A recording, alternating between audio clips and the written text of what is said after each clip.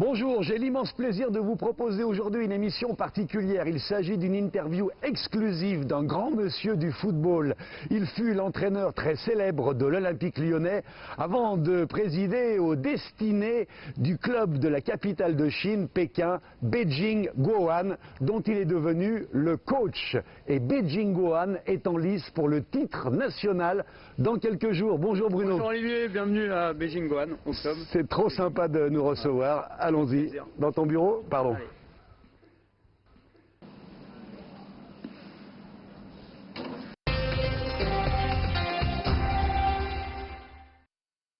Cher Bruno, nous sommes donc dans les bureaux ici. C'est Oui. le staff qui se réunit. Ici, c'est le 3e étage, donc c'est plutôt les bureaux administratifs, comptabilité, médias. Et les vestiaires et les bureaux du staff sont au 2e étage, juste en dessous. Très bien. Voilà. Mon cher Bruno, tu viens de Lyon. Oui. Moi aussi, on partage cet amour pour la cité rhodanienne, la capitale de la gastronomie. Oui. J'ai préparé une petite surprise pour toi. Je me suis dit, il y avait peut-être quelque chose qui pouvait te manquer. Attention. Ah oui. Le Beaujolais nouveau. Oui. Parce que tu es un amateur de Beaujolais nouveau. À boire avec modération, bien sûr. À boire avec modération, c'est pas le vin que je préfère, mais j'aime bien le vin rouge. C'est la tradition. Et puis je t'ai préparé également un petit peu de charcuterie. Alors ça, c'est du jambon fumé qui vient d'Italie. Ah oui. Genesio, Oui. origine italienne. Oui, tout à fait. Grands-parents. Mes grands-parents, oui, du sud de l'Italie, de la Calabre, plus précisément. Voilà, donc des origines du côté paternel. Très bien. Tu as gardé de la famille en Italie? Oui, j'ai encore un petit peu de famille là-bas, de moins en moins, mais encore un petit peu. J'ai pas beaucoup l'occasion d'y aller parce que j'ai pas suffisamment de temps. Mais oui, j'ai gardé des racines et puis des coutumes. Je vais te proposer quand même, encore une fois avec modération, de goûter le Beaujolais nouveau, puisque nous sommes exactement à la période où le Beaujolais se vend un peu partout, y compris Ouais, en Chine. en Chine, oui. Alors comment s'est passée ton arrivée en Chine? Elle s'est passée très très vite puisque j'étais fin juillet encore à Lyon. Des négociations avec un club anglais avaient échoué au dernier moment. Et fin juillet, je m'étais dit que je prendrais certainement un petit peu de repos avant de retrouver un challenge qui me corresponde. Et puis j'ai reçu un coup de fil un vendredi soir en me disant voilà, il y a le club de Beijing Guoan qui serait intéressé pour que tu viennes prendre le club. Et le lundi, tu étais là? Et il faut que tu sois là dès lundi. Donc je suis arrivé le mardi. Donc tout est allé très très très vite parce qu'il a fallu que je constitue un staff en 48 heures et qu'on arrive ici. Alors je précise que cette émission va être bien sûr dédiée au football, mais pas uniquement.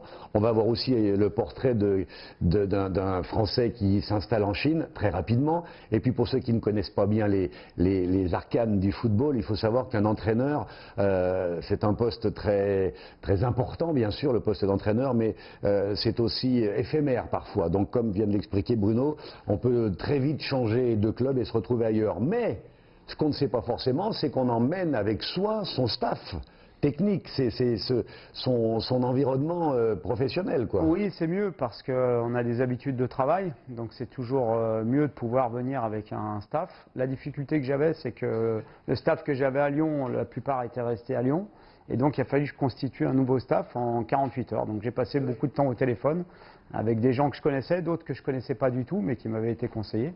Et entre samedi et dimanche, j'ai réussi à réunir quatre autres personnes qui sont venues travailler avec moi ici. Ouais, puis tu leur dis pas on va à Toulouse ou ailleurs, on va en Chine. C'est la Chine pour 5 mois, donc voilà. Mais tout est allé très très vite et tout s'est très bien passé en fait. Et puis on a eu la chance aussi d'être très bien accueillis par le staff ici chinois qui est resté en place suite au départ de Roger Schmitt. Avec des gens compétents et qui ont été très très sympas avec nous, donc tout s'est fait très très vite. Au niveau de la famille, ils sont restés à Lyon? Oui, ils sont restés à Lyon pour l'instant, puisque j'ai signé que pour 5 mois, donc jusqu'à fin décembre. Ouais. Et donc je voulais pas déraciner. Parfois notre métier est très éphémère, donc pour l'instant je suis venu seul. En cas de prolongation ici, ils vont venir?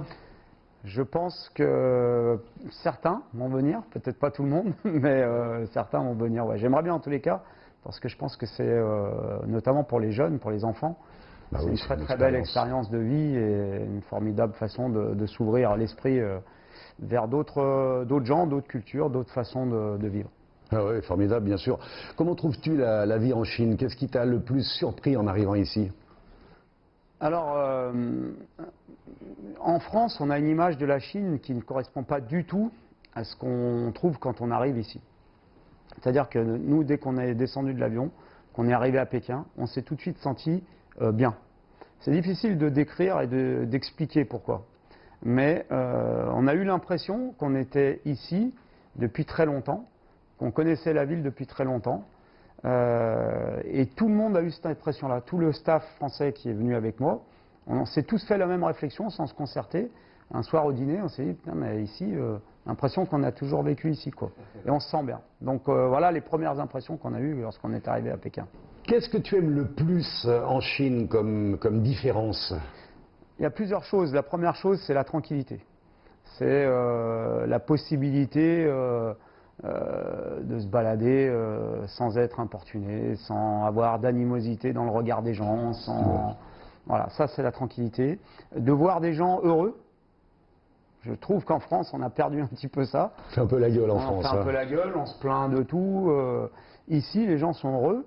Certainement qu'ils ont aussi leurs soucis, mais on ne les ressent pas comme on peut ressentir en France. Ils ont la culture du bonheur ici. En tous les cas, c'est ce que nous, on ressent européens en arrivant ici. Et il y a une énergie positive qui est dégagée par beaucoup de jeunes gens qui vivent à Pékin, je trouve. Mais bon, j'ai eu l'occasion aussi d'aller à Shanghai et j'ai ressenti la même chose. Il y a une énergie positive qui se dégage du peuple chinois. Voilà. Donc ce sont des sentiments, c'est difficile d'expliquer pourquoi, mais c'est ce qu'on ressent quand on est ici. Et ce n'est pas forcément ce qu'on nous fait penser lorsqu'on est en Europe, en France. On est loin de la réalité. On est très, très, très, très loin de la réalité. Qu'est-ce que tu aimes le moins? Il y a peut-être quelque chose qui te manque? Non, la seule chose qui me manque, c'est la famille, et les amis. Parce qu'on est très éloignés et forcément on ne peut pas rentrer le week-end ou 2 jours pour voir ses enfants, sa famille, ses amis. Et ça, c'est vrai que c'est quelque chose qui me manque. Sinon, et je ne veux pas faire non plus de démagogie, mais rien ne me manque. Et je me sens très bien ici. Bon, l'avantage maintenant, c'est qu'on peut parler à sa famille gratuitement en plus, au téléphone, très rapidement, n'importe quand. Mais c'est quand même pas la même chose. Il n'y a pas le contact. En tant que Lyonnais, pure souche, puisque tu es né dans le 7e, si je ne m'abuse, voilà. Au niveau gastronomie, j'ai l'impression que tu es quand même un bon vivant. On peut être un entraîneur. On a droit quand même à plus de bonnes choses, de bonnes chairs quand on est entraîneur que quand on est joueur, c'est normal. Qu'est-ce qui te manque le plus? Le gras double, les quenelles, le gâteau de foie? Ouais, un petit peu, mais ça aussi, ce sont des idées un peu arrêtées lorsqu'on est en France. De se dire, bon, en Chine, on va manger que de la cuisine chinoise, etc. On peut manger ce qu'on a envie de manger ici. On peut manger chinois, on peut manger italien, on peut manger français, on peut manger espagnol. Donc là aussi, à part les plats typiquement lyonnais, style quenelle, gâteau de foie, bon, qu'on a du mal à trouver, mais on a même mangé une tartiflette il y a peu de temps dans un restaurant français. Donc il n'y a rien qui nous manque dans notre culture, on va dire culinaire française, absolument rien. Grande différence également, la cuisine chinoise. On a une image de la cuisine chinoise en France qui est plutôt bonne, mais qui n'a rien à voir avec toute la richesse et la variété de ce qu'on peut trouver ici. Oui, tout à fait, ça c'est pareil, parce que bon, nous en France, on a les restaurants chinois qui... C'est limité quand même. Voilà, un petit peu limité. Et ici, moi j'ai eu l'occasion de découvrir plein de plats très sympas. Voilà, avec des coutumes aussi différentes qui accompagnent le repas. Tu manges avec les baguettes? Non, j'ai du mal. J'ai énormément de mal, mais c'est très convivial. C'est une vraie fête. Et on sent que les gens, quand ils vous invitent à dîner ou à déjeuner, ça leur fait énormément plaisir. Oui, ils ont le sens du partage, des valeurs. Aussi. Ils aiment s'amuser, ils aiment passer des bons moments entre eux, entre amis. Voilà, donc c'est une vraie richesse, franchement. Tu pensais, en étant enfant, que tu viendrais un jour habiter en Chine ou y vivre? Non, franchement, j'avais jamais eu l'idée que je pourrais... Mais après, avec le métier qu'on fait, forcément, on est amené à découvrir d'autres villes, d'autres pays. Tout est possible. Et ça aussi, c'est une grande richesse de notre métier. À la fois, on rencontre des gens qu'on n'aurait certainement pas eu l'occasion de rencontrer si on n'avait pas fait ce métier-là, que ce soit joueur ou entraîneur. et aussi de vivre dans d'autres pays avec des gens qui vivent différemment de nous. Et c'est un vrai... Enfin moi c'est la première fois que je le vis, mais c'est une vraie richesse personnelle. On est un peu de la même génération. Quand on était gone à Lyon à la fin des années 60, il y a un film qui passait dans les écoles, qui avait une dizaine d'années, qui s'appelait Le Cerf-Volant du bout du monde, qui était le premier film franco-chinois, la première production. C'est l'histoire d'une Française qui arrivait en Chine et qui découvrait, c'était un autre monde, quoi. Ça te parle pas, non? Non, j'ai pas le souvenir de ce film. Je te donnerai une copie, c'est très, très intéressant. Est-ce que tu as vu d'autres villes en Chine, bien sûr avec le foot, mais est-ce que tu as eu l'occasion d'en visiter quelques-unes? Oui, on est allé dernièrement à Shanghai. On est allé aussi à Macao. Donc, pour jouer Non, pour visiter. À jouer. Non, oui, on a joué un peu. Un petit peu, mais comme ça, t'es pas joueur. C'était surtout pour découvrir d'autres villes. Avec le fameux pont, oui, Zhuhai, Macao, qui est incroyable, Hong Kong. Ouais. Et on est allé aussi à Hong Kong. Voilà, donc c'était des villes complètement différentes les unes des autres, mais avec chacune de très belles choses à voir. Et quand tu vas avec ton équipe dans telle ou telle ville, bien sûr, on arrive le jour même, on repart le soir même ou le lendemain. On n'a pas l'occasion de beaucoup découvrir les villes, mais on a quand même une idée. On est allé à Shenzhen dernièrement, j'ai trouvé que c'était une ville aussi qui avait l'air très très jolie.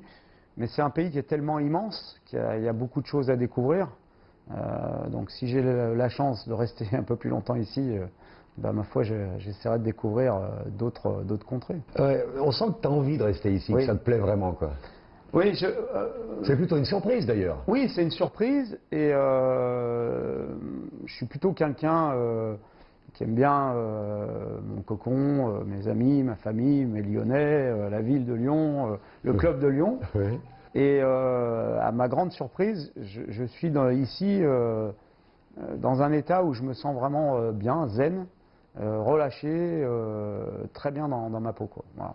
Donc j'ai envie d'y rester. Tu t'es fait des amis ici? Oui, on a connu, grâce à des Français qui sont installés ici depuis quelques temps, d'autres Français, d'autres Chinois, d'autres gens d'autres nationalités aussi. Et ça aussi, c'est une vraie richesse parce que on échange, on parle d'autres langues sans forcément très bien les parler, mais on se débrouille pour communiquer et c'est aussi une grande façon de s'adapter.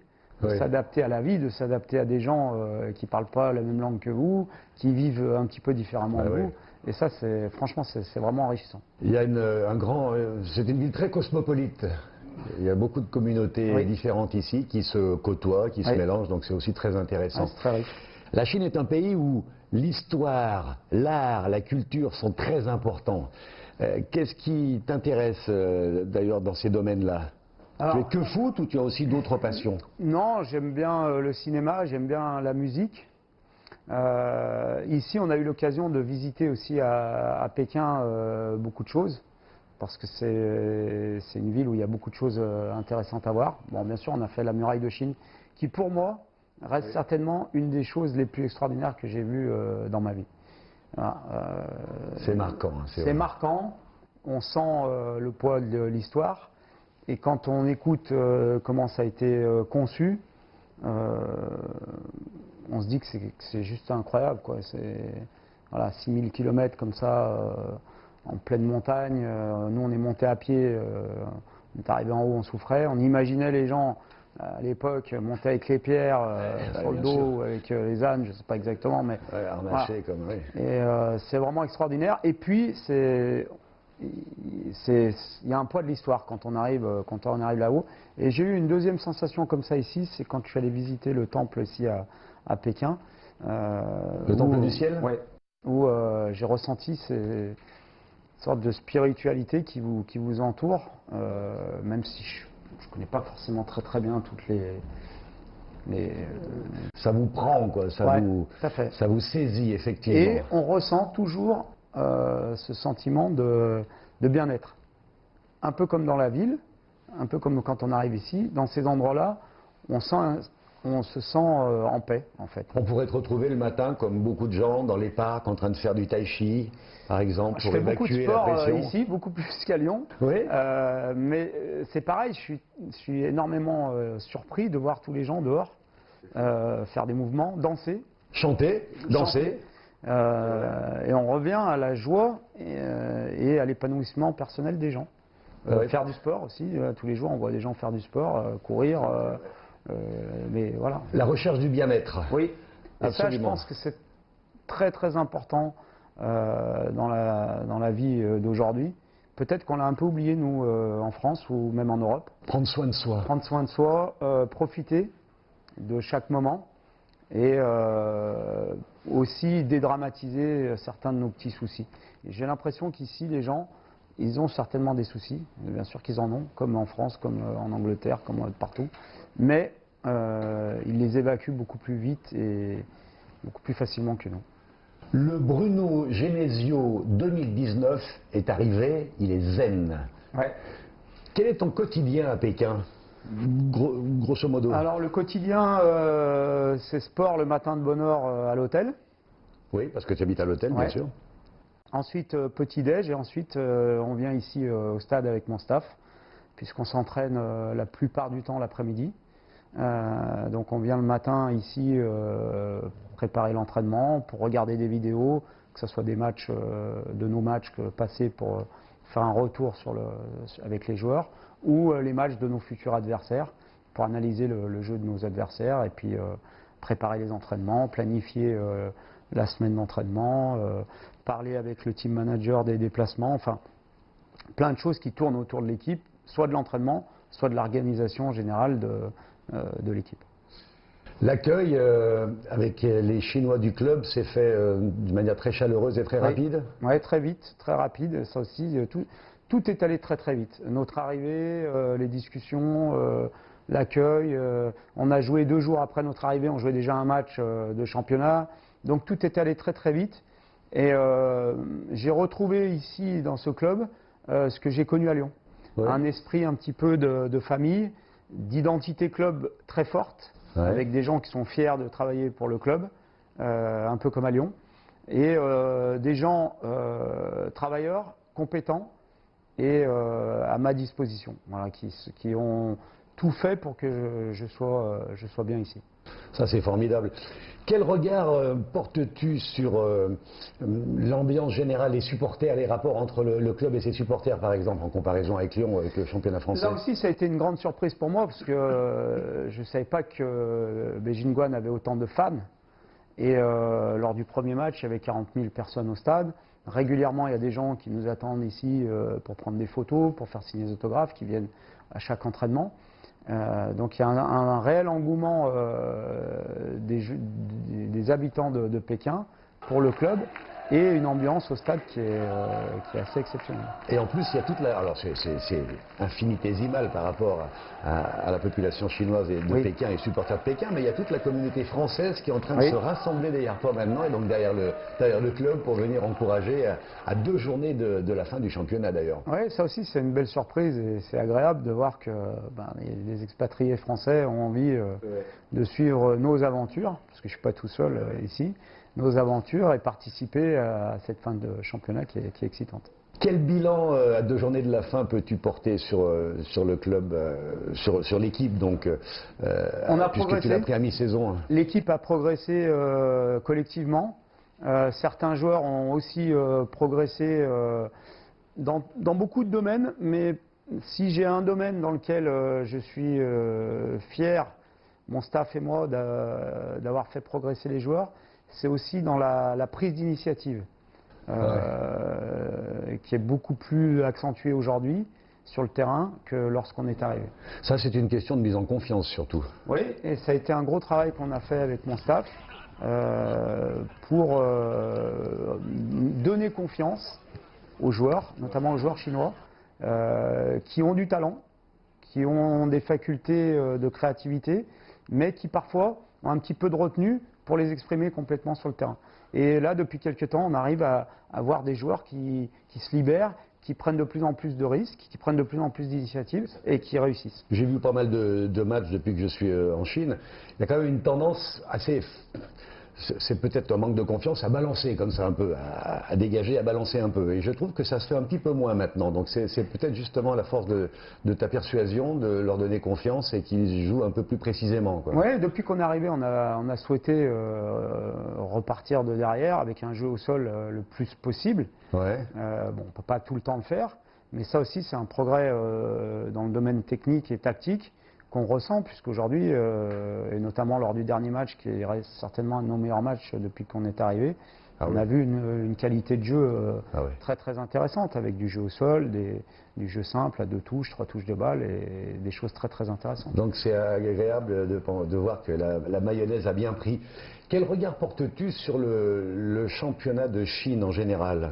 La plus grosse difficulté depuis qu'on est arrivé, ce sont les coupures qui encadrent les matchs. C'est-à-dire que on a joué 2 matchs en août, puis on n'a plus joué pendant 1 mois, puis de nouveau on a refait 2 ou 3 matchs, je ne sais plus, puis de nouveau une coupure de 3 semaines, 2 matchs, puis de nouveau une coupure de 4 semaines. Donc ça c'est difficile parce qu'on a besoin de rythme quand on est joueur ou entraîneur. Et c'est difficile de garder un rythme lorsque la compétition s'arrête comme ça pendant 3 ou 4 semaines.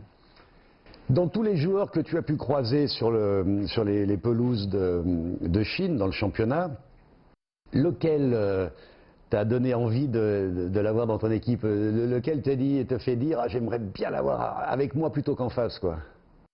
Alors, il y a 2 catégories de joueurs en Chine. Il y a les joueurs étrangers, puisqu'on a droit à 4 joueurs étrangers dans l'effectif et 3 seulement sur le terrain. Allez, un étranger et un chinois.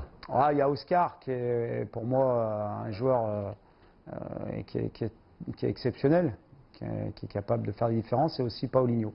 Paulinho qui joue à Evergrande, brésilien, qui est un joueur extraordinaire, qui est capable...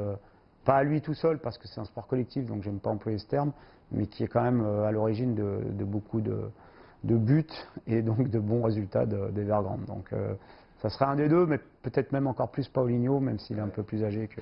Et chez les Chinois? Chez les Chinois, il y a un joueur que j'aime beaucoup qui joue à Guan. Ah. Ouais. Et je pense qu'il fait partie des meilleurs joueurs chinois. Le nom? Piao. Alors c'est un peu paradoxal ce que je dis parce qu'il ne joue pas tout le temps, mais il sait pourquoi il ne joue pas tout le temps. Mais ça fait partie des joueurs que j'adore parce que c'est un joueur qui est très bon techniquement et qui est très très intelligent dans le jeu. Tu regardes un petit peu sur les écrans de télévision à l'hôtel les championnats étrangers? C'est difficile parce qu'avec le décalage horaire, il faut veiller très tard. Hier, j'ai eu l'occasion de regarder Bordeaux-Monaco puisque c'était à 15h en France, donc 22h ici. Quand c'est à 17h30 en France, c'est encore jouable puisqu'il est minuit et demi ici. Quand c'est plus tard, 21h, à 4h du matin, c'est un peu juste. Mais j'essaye, oui, de continuer à regarder les matchs le plus possible. Ton opinion sur le championnat de France 2019? Je ne vois pas suffisamment de matchs pour le juger, mais les retours que j'ai et le peu de matchs que j'ai vus, je trouve que le niveau global baisse, le niveau technique baisse. On le dit. Et d'ailleurs, quand on regarde le classement, il y a des équipes qui sont 14e, elles gagnent un match, elles se retrouvent 4e, parce qu'il y a très peu d'écart entre les équipes. C'est pas forcément bon signe, je pense. Les meilleurs joueurs français vont à l'étranger, dans les grands championnats européens. Et du coup, le championnat français peut-être subit le contre-coup de... Quel contact as-tu gardé avec l'OL? Très bon contact avec tout le monde là-bas. C'est la famille quand même toujours. Oui, ça reste mon club, ça reste le club où j'ai été formé, le club où j'ai entraîné, le club où j'ai joué, avec des gens en qui je serai toujours reconnaissant. Je l'ai dit plusieurs fois, en premier mon président bien sûr, parce qu'il m'a fait confiance, que ce soit lorsqu'il m'a nommé, mais aussi pendant les 3 ans et demi où j'ai été entraîneur là-bas. Et on a construit une relation qui a dépassé le cadre professionnel aussi. Donc j'ai quelques contacts, pas tout le temps, mais j'en ai eu quelques-uns avec lui. On est en très très bon terme. Je serais très heureux de les revoir là, pendant les vacances. Et puis d'autres gens aussi qui ont beaucoup compté pour moi. Mon staff lyonnais qui est resté, Bernard Lacombe, Gérard Rouillet, Flo Maurice, avec qui j'avais une grande relation aussi dans le recrutement. D'autres personnes qu'on connaît moins, comme Vincent Ponceau qui est qui est le directeur juridique du club, mais avec qui j'avais une relation aussi professionnelle très très importante. Et puis plein d'autres gens qu'on ne connaît pas, qui font partie du conseil d'administration, que j'ai connu quand j'étais joueur à 18 ans, qui sont toujours là. Et voilà, j'ai toujours des contacts avec ces gens-là et ça restera tout le temps. Et ils te supportent, j'en suis persuadé, ils sont très contents de voir ta réussite en Chine, quoi. Ouais, ils sont très contents, on communique régulièrement, ils me passent des coups de fil régulièrement. Voilà, et c'est sincère, et je sais que c'est sincère, donc c'est une très belle époque et un très bon souvenir. Avec le recul, quel sentiment as-tu sur ton départ, sur cette période un peu agitée? Franchement, je n'ai aucun regret parce que je pense que c'était la meilleure solution pour le club. Pas pour moi, peut-être pas pour le président, je ne crois pas non plus, mais pour le club, oui, parce qu'on était arrivé à un point où quoi que je fasse, quoi que je dise, tout était négatif. Et quand c'est concentré que sur moi, sur l'entraîneur, sur la personne, c'est pas très grave.